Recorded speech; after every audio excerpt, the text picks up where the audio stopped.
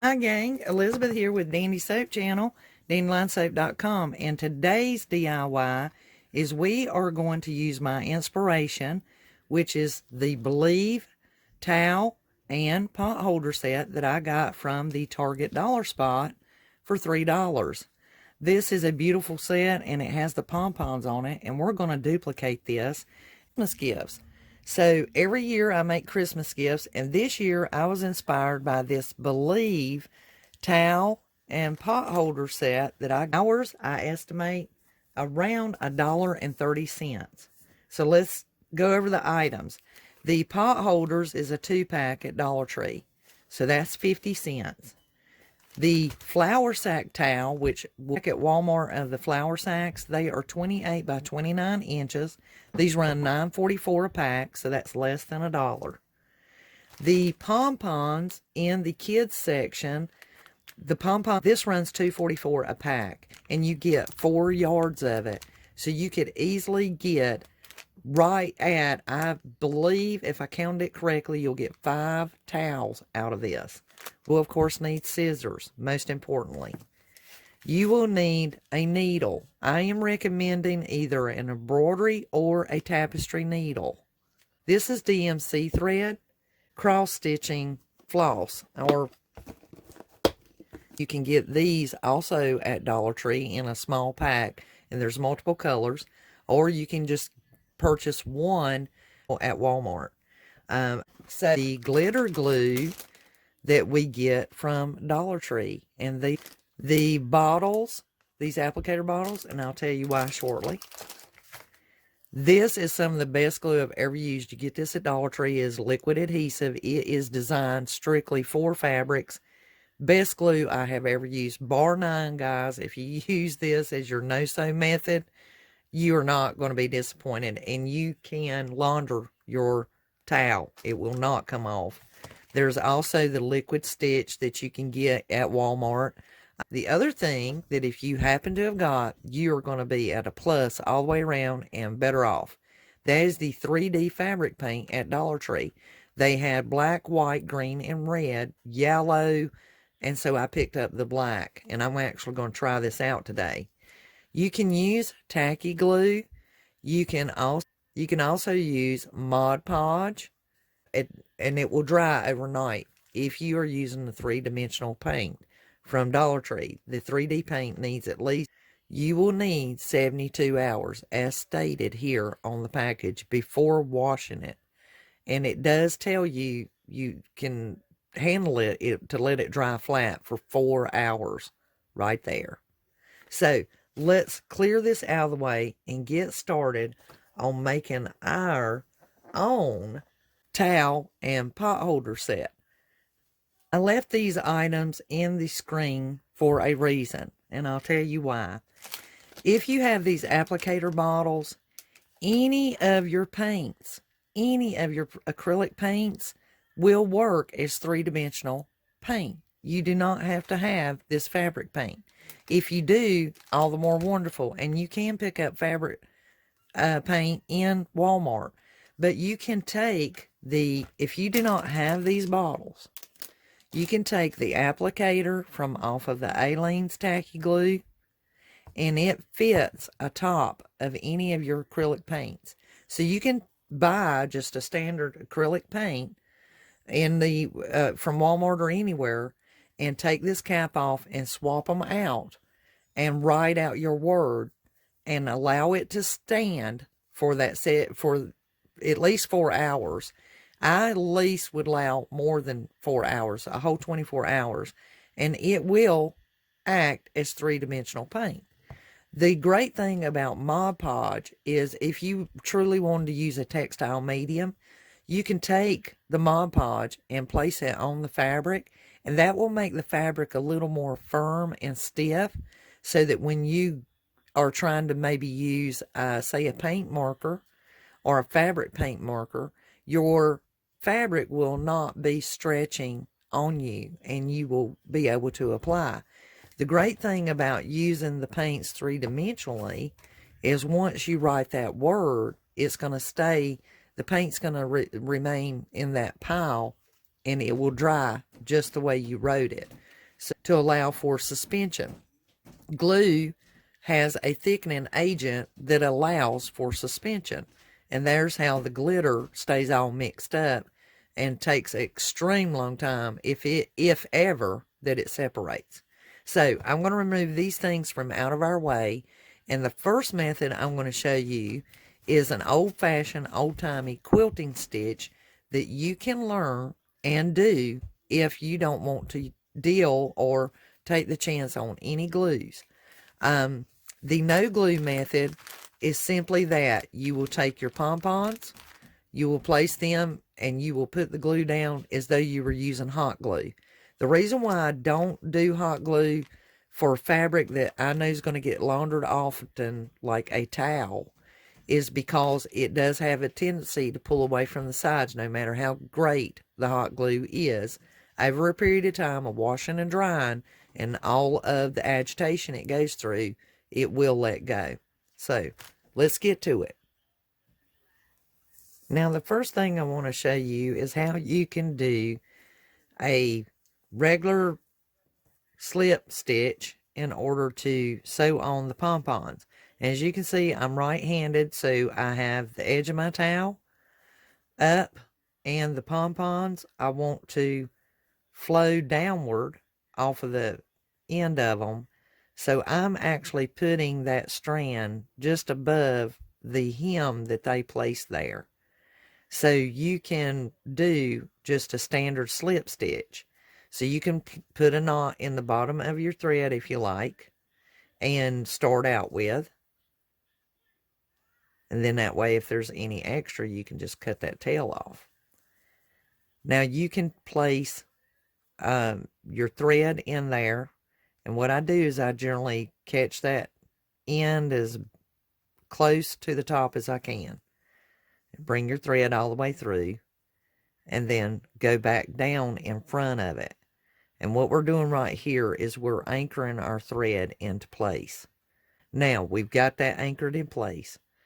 Now, we'll come back up through the thread. Right there about where we anchored at. So, if you're going to do a regular slip stitch, you do not have to start here, or you don't have to do the top edge. You can actually go right through the center. And this pompon garland is made out of polyester, so it's not going to matter. The towel, however, is made out of cotton. And the reason why I mention that is with the polyester, it's not going to shrink. So basically, that's just like a lot of the stuff that we do in our DIYs. A running stitch is just up and down. And you want to try to be consistent so that however it looks, because this is going to be seen. And so you're just going ever so often and pulling it through. And that slip stitch, you just have to be careful that, because it's a gathering stitch, see when you pull on it, it's going to gather that up, and just keep it stretched out. And try to keep your hand relaxed and your needle flowing, and you can just go across there really quick and get that sewn in. It's not going to take no time to put that stitch in there. And then, of course, when you get to the end, you'll just make you a knot. Tie it off and then clip the difference. So, I've shown you how you can put your pompons on, do a slip stitch, and just make this really, really cute. The other choice that you have is you can use the glue, the fabric glue, and just glue the pompons into place. And then allow them to sit at least 24 hours.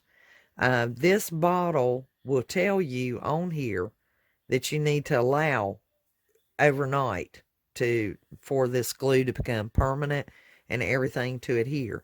And it will stay in place. This liquid adhesive works really good. Now, over a period of time, this might work itself loose. But for the time being and for the treat, you could definitely use the adhesive glue. The one thing I wouldn't worry about, even if these came apart, is number one, if they didn't want the pompons, they could do away with them, or maybe put them on their Christmas tree, or give them back to you to repurpose for a Christmas ornament. and the towel will always be usable. So by the time this came off, I don't think it would be that much of a worry. Now, before I go and sew this on, I did promise you guys I would show you another stitch. It's called the quilter stitch. So I have my thread up through the fabric already, so I'm going to start from there so that you understand how the quilter stitch works. They call it an old-timey quilter stitch because it's just like a square. So right here's where I have my stitch, and I'm going to place a stitch here. But then I'm going to come up through the fabric about 1/4 of an inch down. So does everybody see that? The thread's already coming through the fabric. I've gone up above, and now I've brought my needle up here. When I bring my needle up, this is to create the beginning. This is not the quilter stitch just yet, because I have to get it started. Now I've pulled my loop through. So basically, I am taking my needle and putting it through the hole of that thread. And I'm pulling it. So it's going to catch each other, and it almost looks like an X. Okay, so everybody's got that. So the next thing I want to do in order to get this complete, so that it does this unique quilter stitch, is I'm going to bring my thread over here so you guys can see it. I would come up here, and then, now this is the beginning, okay? Everybody remember, this is the beginning stitch. You only do that at the beginning. After that, this is going to keep going, and you're going to keep doing the same thing we're fixing to do. So follow closely. You're going to go in to the fabric about 1/8 to 1/4 of an inch down from this last upward stitch. Now we pulled it up here. When we go into the fabric here, we're going to go up above it. Do you see how that is looking? We're going to go up above it. And our thread is now running behind our needle. When we pull this through, pull it all the way, look what happens. Do you see that? Isn't that the cutest thing you ever seen? That little square stitch. And it's going to ride up there along the pom-pom. So you'll bring the thread back over here, okay? We're going to, now please disregard this stitch that's already here. We're going to bring our needle down and up. We're allowing the thread to stay behind the needle. You see that? It's right there behind it. And then we're going to pull it all the way through. And that makes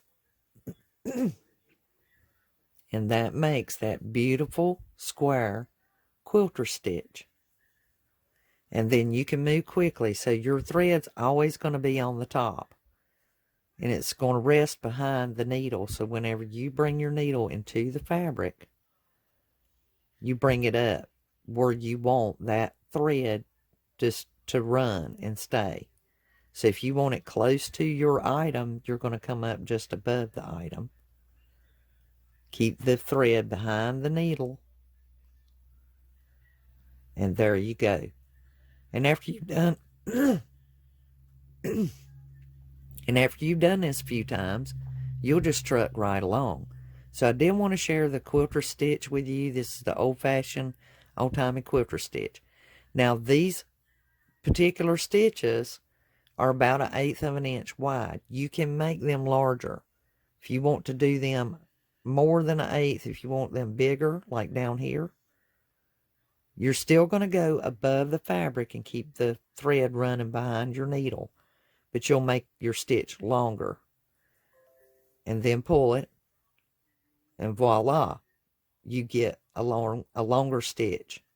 And so if you do that repeatedly, if you come further down than that, but what makes hand stitching so gorgeous is actually the consistency. Keep on the same distance apart and keeping your stitches the same length. And if you do that, you won't have any problems with sewing at all. I'm quite the opposite. I'm right-handed, and I generally do my quilting stitch to the left.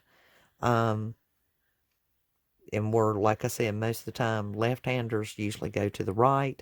Right-handers do commonly go to the right as well. But I'm right-handed, and I still go to the left. There you go. Now we're going to move on, and we're going to do our three-dimensional paint on this towel, because it does have to stand and have its standing time. So I'll be right back. Okay, so we have the word believe. You can put any sentiment on your towel that you want to.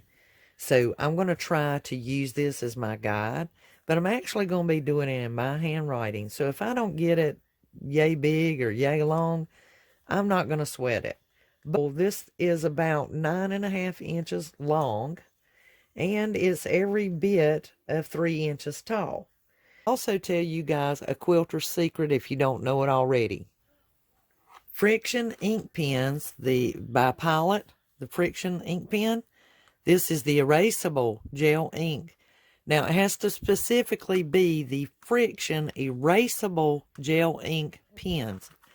Now, they look like this. You can purchase them. They generally come in a blue, red, black pack. And you can buy these at Walmart. You can get them at Target.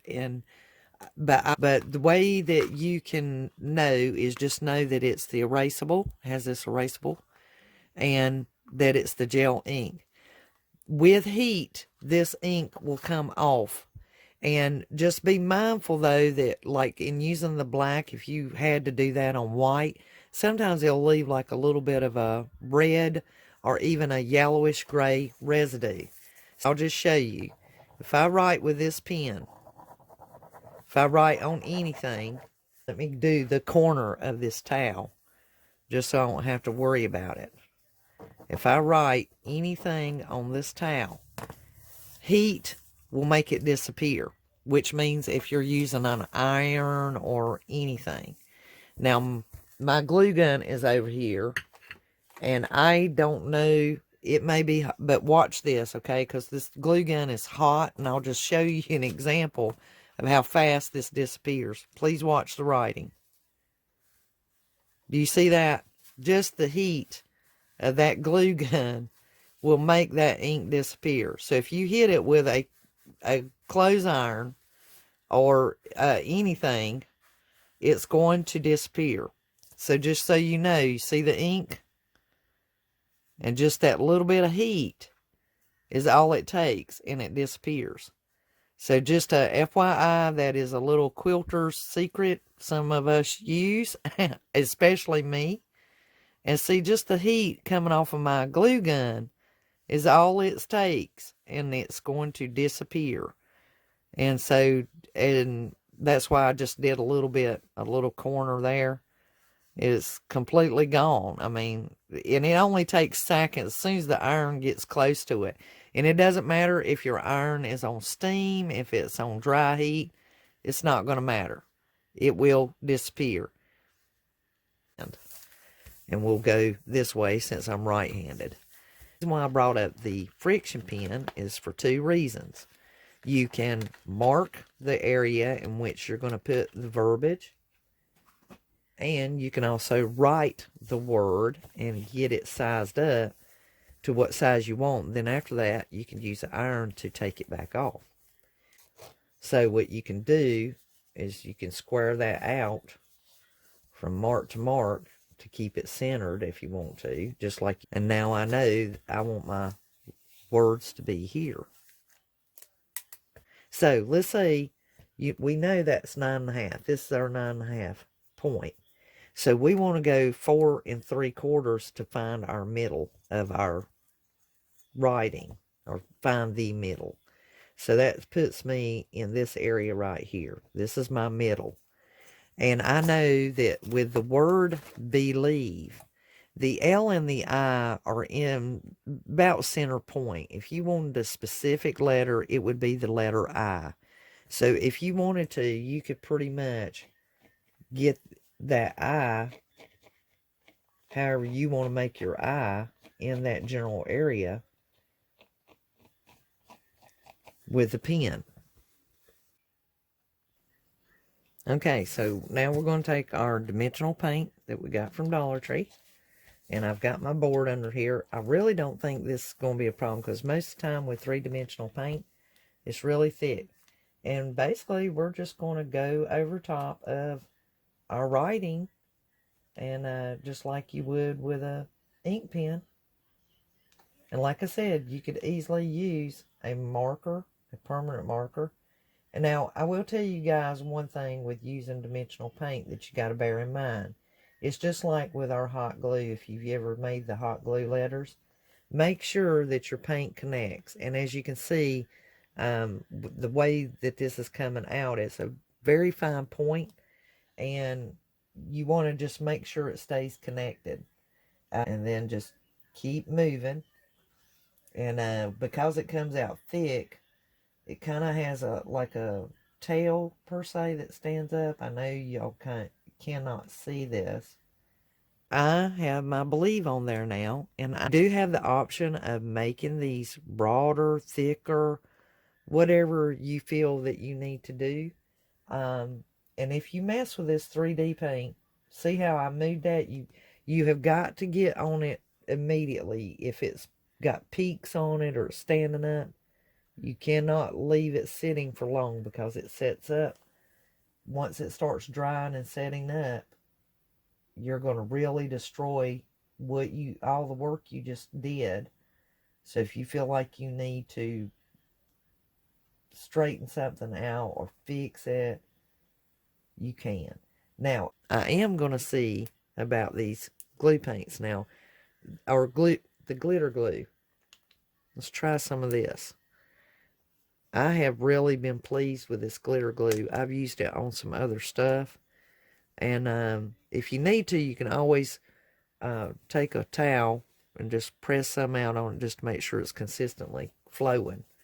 So we can do something here with the Believe. Maybe put the glitter glue beside of it. I just happen to see that glitter glue.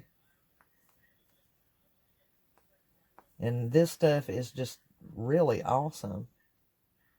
I've been extremely pleased with this glitter glue.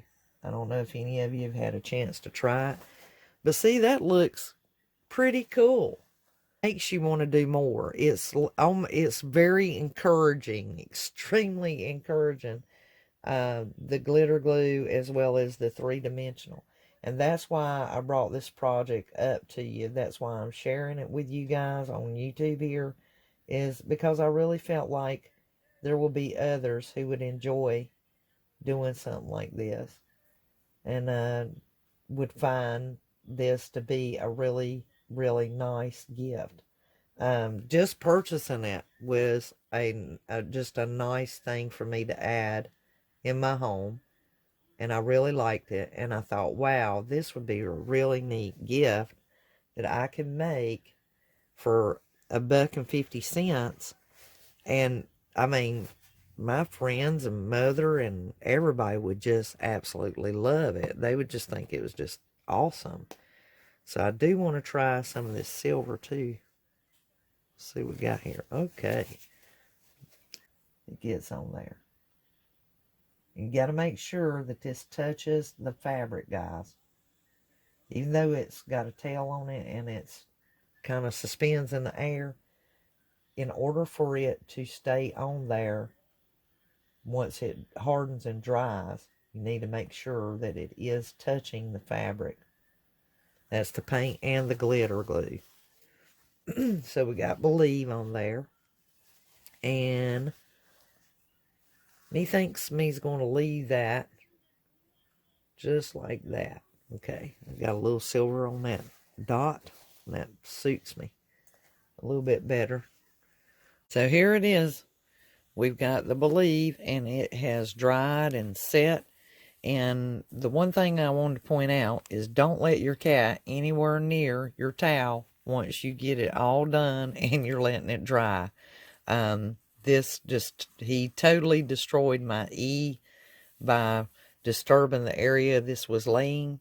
and he jumped over it and it come down. But overall, it looks fantastic, and I have the pot holders with it, and I repurpose the hooks that come on the pot holders or any of the stuff that we get from Dollar Tree, these hooks. I repurpose them. I actually take them, and something like a gift like this, I will take and attach it with some string, and then that way they, it looks just like store-bought, but it gives me a way to repurpose it, and then that way if they want to hang it up momentarily or take it apart themselves, and it just is gift ready. So you guys, this is the end of the DIY for the Believe Dupe towel from Target, from their dollar spot. And we did ours for $1.30, I estimated. So until the next DIY, if you haven't subscribed already, please do. Share this with a friend, a family, or someone that you think would be interested in doing DIY projects or is looking for a nice gift for Christmas. Give me a thumbs up. Hit that like button down there. Yep, there. Hit that one. Hit like, and let me know your questions or comments. I'd love to hear them. Tag me on all the social medias, Instagram, and come over and join the gang at Facebook. So until the next DIY, this is Elizabeth signing off. Have a wonderfully grand, dandy day, and Merry Christmas. 'Cause I do believe.